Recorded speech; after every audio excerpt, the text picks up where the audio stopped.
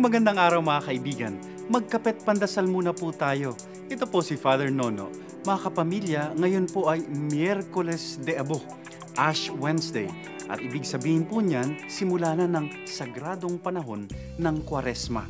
Ang panahon ng pag-alala natin sa paghihirap ng Panginoong Yesus para sa ating kaligtasan. Sa Ebanghelyo po ngayong araw na ito, muli nating maririnig ang panawagan ni Jesus tungkol sa tatlong tradisyong isinasagawa natin sa panahong ito. Ang pag-aayuno, ang pagdarasal, at ang pagbibigay ng limos o awa sa ating kapwa. Kapansin-pansin na ang bilin ni Jesus tungkol sa mga ito ay napakabukod tangi.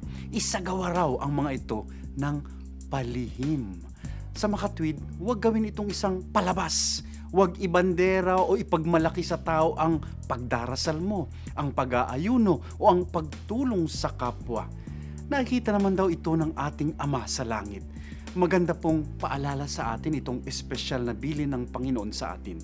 Sa panahon daw po kasi ngayon ng social media, may isang bagong kultura na lumalaganap ngayon sa ating mundo.